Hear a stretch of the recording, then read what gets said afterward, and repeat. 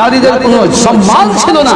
যেই নারীকে পয়সা দিয়ে কিনে নিয়ে তাকে ভোগ বিলাস করা হতো, ভোগের সামগ্রী বানানো হয়েছিল, যেই জিনিসকে ভোগের সামগ্রী বানানো হয় সেই জিনিসের কোনো মূল্য থাকে না। নারী তোমাকে পুরুষেরা ভোগের সামগ্রী বানিয়েছিল। ইসলাম এসেছে 1400 বছর আগে, ইসলাম এসেছে, ইসলাম তোমাকে একমাত্র শুধুমাত্র শান্তির ছায়া তলে তোমাকে অবস্থান করিয়েছে। নারী আজকে তুমি ওই জাহেলি যুগের ন্যায় মতো তুমি বেপরদা হয়ে, বেলজ্জা হয়ে, বেহায়ার মতন তুমি রাস্তায় তুমি চলাফেরা করছো। আজকে চলুন, আজকে বাজারে দেখতে পাবেন সেই নারীকে, মাঠে দেখতে পাবেন সেই নারীকে, ঘাটে দেখতে পাবেন সেই নারীকে, বিয়ের বাড়িতে দেখতে পাবেন, একাধিক বিয়ের বাড়িতে ল্যাংটা অবস্থায়, উলঙ্গ অবস্থায়, বেপরদা অবস্থায়, বেহায়া অবস্থায় আপনার নারীকে, আপনার স্ত্রীকে দেখতে পাবেন। যান আপনার স্ত্রীকে দেখে আসুন এখনই। অন্যথায় আল্লাহ তাবারক ওয়া তাআলা তিনি এইভাবে বলছেন, ওয়াকুল্লিল মুমিনিনা ইয়াগদুদনা মিন আবসারিহিন্না ওয়া ইয়াহফাজনা ফুরুজাহুন্না ওয়া লা ইউবদিনা যিনাতাহুন্না। আল্লাহ তাবারক ওয়া তাআলা বলছেন ওয়াকুল্লিল মুমিনিনা ইয়াগদুদনা। আল্লাহ তাবারক ওয়া তাআলা মুহাম্মদ সাল্লাল্লাহু আলাইহি সাল্লামকে খিতাব করে বলছেন ওয়াকুল্লিল মুমিনিনা ইয়াগদুদনা। হে মুহাম্মদ সাল্লাল্লাহু আলাইহি সাল্লাম, আপনি ঈমানদার মহিলাদেরকে বলে দিন ওয়াকুল্লিল মুমিনিনা ইয়াগদুদনা মিন আবসারিহিন্না। আপনি মুমিনা মহিলাদেরকে বলে দিন তারা যখন বাড়ি থেকে বের হবে, ওয়াকুল্লিল মুমিনিনা ইয়াগদুদনা মিন আবসারিহিন্না, যখন তারা বাড়ি থেকে বের হবে তখন যেন তারা তাদের চক্ষু দৃষ্টি যখন তারা নত করে যেন বের হয়।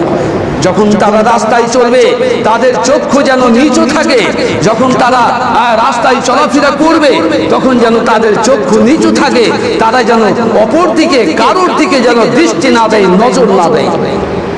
ওয়াকুল্লিল মুমিনিনা ইয়াগদুদনা মিন আবসারিহিন্না ওয়া ইয়াহফাজনা ফুরুজাহুন্না এবং ওয়ালা ইউবদিনা যিনাতাহুন্না।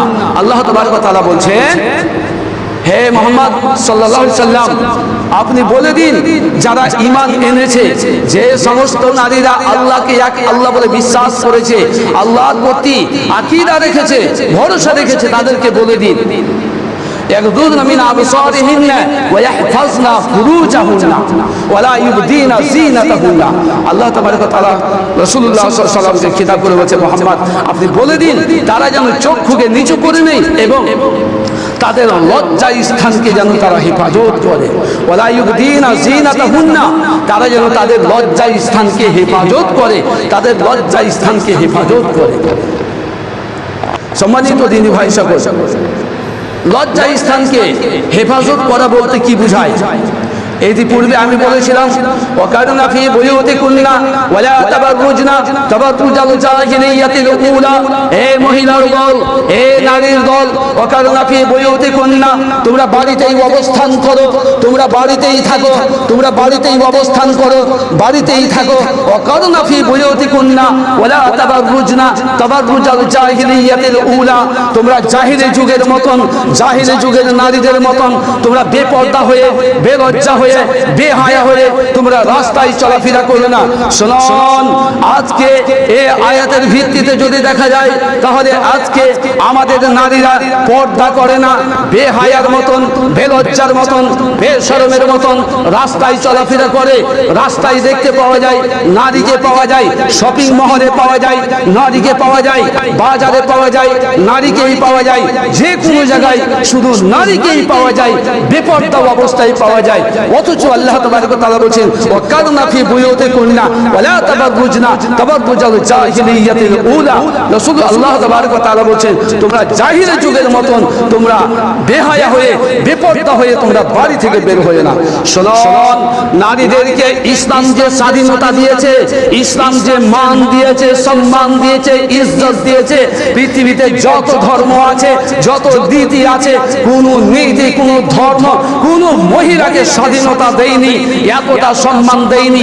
যে সময়ে নারীদের কোনো সম্মান ছিল না, যে সময়ে নারীদের কোনো ইজ্জত ছিল না, যে সময়ে মহিলাদের কোনো দাম ছিল না, কোনো মূল্য ছিল না, সে সময়ে এই ইসলাম আপনার মহিলাকে, নারীকে, মায়েদেরকে, বোনেদেরকে, বেটিদেরকে সম্মান দিয়েছে। চলুন সেই ইতিহাসের দিকে তাকান।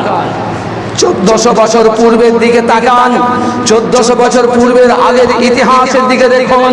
যে সময়ে মহিলাদের আপনার কিনা মাসিক হতো, হায়েজ হতো, জাহেরি যুগে তারা করতো কি, সেই হায়েজ অবস্থায় যখন কোনো মহিলাদের, যখন কোনো বোনের, যখন কোনো মেয়ের আপনার কিনা হায়েজ হতো, মাসিক হতো, তখন তাদেরকে বাড়ি থেকে বের করে দেওয়া হতো।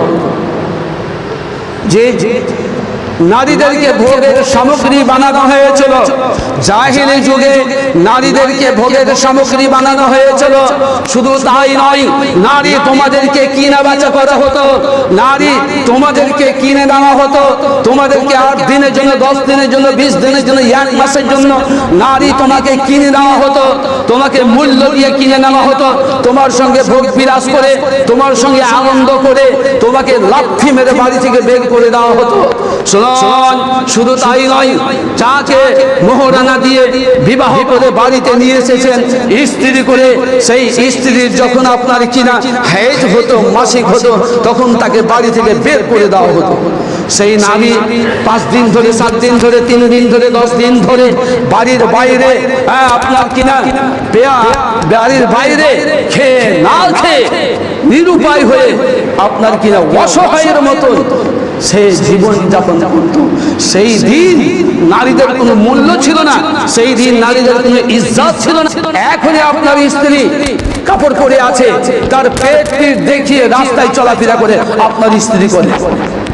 শুনুন, আল্লাহ রাসূল সাল্লাল্লাহু আলাইহি সাল্লাম বলেন, ওই নারী জান্নাতে যাবে না, ওই নারী জান্নাতে যাবে না, জান্নাতে তো যাবেই না, যাবেই না, জান্নাতে তো যাবেই না, যাবে না, জান্নাতের সুঘ্রাণ পর্যন্ত পাবে না।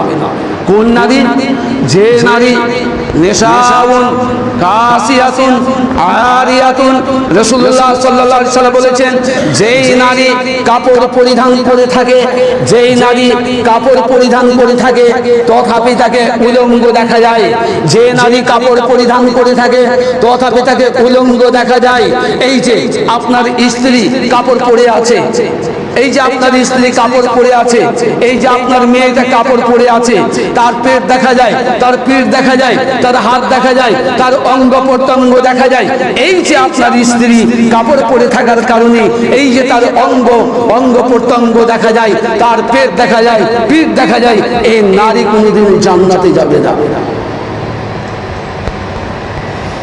মুফতি সাহেব, আমাদের দেশাচার যেটা চাই চলন, আমাদের দেশাচার যেটা অভ্যাস, সেটা তো আমাদের এলাকা, আমাদের মহল্লা কাপড় পরিধান করে, শাড়ি পরিধান করে।